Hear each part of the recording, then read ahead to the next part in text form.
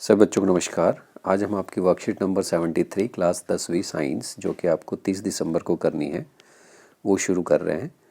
अब जो आपकी वर्कशीट्स हैं विज्ञान के अंदर उसमें हम देखेंगे कि रिवीजन वर्कशीट्स की तरह शुरू हो गई हैं। जैसे कि हमारा पहला पार्ट आ गया रासायनिक अभिक्रियाएं एवं समीकरण। सबसे पहले रासायनिक अभिक्रियाएं क्या थी? ऐसे परिवर्तन जिनमें दो या अधिक पदार्थों के नए गुण वाले पदार्थ का निर्माण होता है। रासायनिक अभिक्रिया में दो चीज़ें होती हैं, एक अभिकारक होता है, एक उत्पाद होता है। अभिकारक ऐसे पदार्थ जो रासायनिक अभिक्रिया में हिस्सा लेते हैं, जो कि आपके बाईं तरफ होते हैं अभिक्रिया के अंदर। उत्पाद ऐसे पदार्थ जिनका निर्माण रासायनिक अभिक्रिया में होता है। रासायनिक अभिक्रियाओं के उदाहरण में आप भोजन का पाचन, श्वसन, लोहे पर जंग लगना, मैग्नीशियम फीते का जलना और दही बनना, ये सब ले सकते हैं।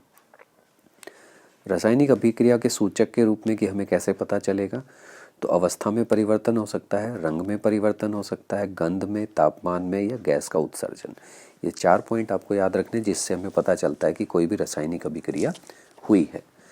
रासायनिक समीकरणों की बात करें तो तत्वों के प्रतीक या अभिकर्मक और उत्पादकों के रासायनिक सूत्रों द्वारा रासायनिक अभिक्रिया का निरूपण होता है। मैग्नीशियम वायु में जलकर मैग्नीशियम ऑक्साइड बनाता है, तो इसको जो है रासायनिक समीकरण हम जो लिखते हैं उसमें हमें यूँ लिखना है, मैग्नीशियम जो है वायु में जलता है तो मैग्नीशियम ऑक्सीजन की उपस्थिति होती है और वो मैग्नीशियम ऑक्साइड बनाता है। तो इसको जब हम संतुलित करेंगे तो 2 यहाँ पर लिखा जाएगा और यहाँ पर भी हम 2 लिख देंगे। तो ये अभिक्रिया रासायनिक समीकरण को लिखने की हो गई। रासायनिक अभिक्रिया को संतुलित करना क्यों आवश्यक है? क्योंकि हमारा जो बाईं तरफ जितने तत्व के जो है परमाणु होते हैं उतने ही दाईं तरफ भी होने चाहिए। तो अभिकर्मक तथा उत्पाद दोनों की तरफ सभी तत्वों के परमाणु को उचित गुणांक लगाकर संतुलित किया जाता है।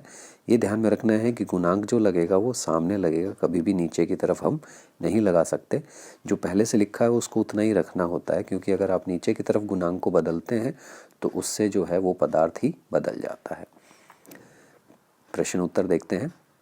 पहला प्रश्न है, निम्न में रासायनिक परिवर्तन को पहचानना है। बर्फ़ का पिघलना है, दूध का दही में बदलना।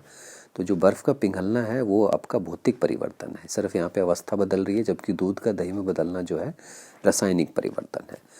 निम्नलिखित रासायनिक अभिक्रियाओं के संतुलित रासायनिक समीकरण लिखने हैं। सिल्वर क्लोराइड सूर्य के प्रकाश की उपस्थिति में वियोजित होकर सिल्वर तथा क्लोरीन गैस बनाता है। तो सिल्वर क्लोराइड जब वियोजित हो रहा है तो सिल्वर और क्लोरीन गैस, इसको हमने संतुलित कर दिया जो है गुणांक 2-2 लगाकर। बुझा हुआ चूना जो कैल्शियम ऑक्साइड होता है जल के साथ अभिक्रिया करके आपका जो है बिना बुझा चूना जो है जल के साथ अभिक्रिया करके बुझे हुए चूने में बदल जाता है, जिसको कि कैल्शियम हाइड्रोक्साइड कहते हैं। उसके बाद अगला जो अभिक्रिया है, सोडियम हाइड्रोक्साइड और हाइड्रोक्लोरिक अम्ल NaOH और HCl के बीच में अभिक्रिया करवानी है, तो सोडियम क्लोराइड और जल बन जाएगा, जो कि उदासीकरण अभिक्रिया का भी उदाहरण है। तनु हाइड्रोक्लोरिक अम्ल को कॉपर में ऑक्साइड में जब डालते हैं तो हरे रंग का कॉपर क्लोराइड बन जाता है और तथा जल भी बनता है। तो क्यूप्रिक क्लोराइड प्लस H2O हम इसमें डाल रहे हैं, वो आपको ध्यान रखना है इसके अंदर। बेरियम क्लोराइड तथा सोडियम सल्फेट के जलीय विलयन आपस में विक्रिया करके जल में एगुलेशन बेरियम सल्फेट तथा सोडियम क्लोराइड बनाते हैं।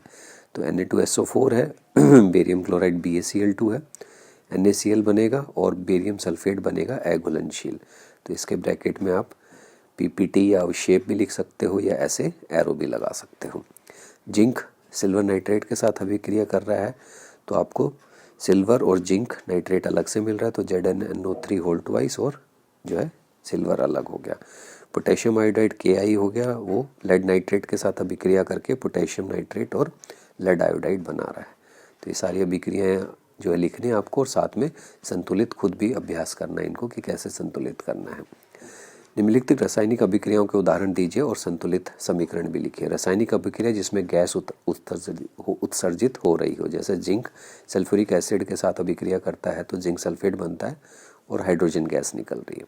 रासायनिक अभिक्रिया जिसमें पदार्थ के रंग में परिवर्तन होता है, तो लेड नाइट्रेट और पोटेशियम आयोडाइड का आप उदाहरण ले सकते हैं। इसमें पहले जो है वो कलरलेस होता है, बेरंग होता है, बाद में वो पीले रंग में बदल जाता है। रासायनिक अभिक्रिया जिसमें तापमान परिवर्तन हो रहा है, तो कैल्शियम ऑक्साइड जब जल के साथ अभिक्रिया करता है तो कैल्शियम हाइड्रोक्साइड और उसमें से ऊष्मा निकलती है और आप उसको टच करके देखोगे तो वो गर्म हो जाता है। तो इस तरह से ये सारे प्रश्न उत्तर आपकी रिवीजन भी हो जाएगी और आपको साथ में याद करते हुए भी चलना है। उम्मीद करते हैं वर्कशीट पसंद आई होगी। अब ये सारी रिवीजन वर्कशीट्स आएंगी, साथ साथ करनी है। पूरे वीडियो को ध्यान से देखना है और दोस्तों कहना सब्सक्राइब करें चैनल। Thank you.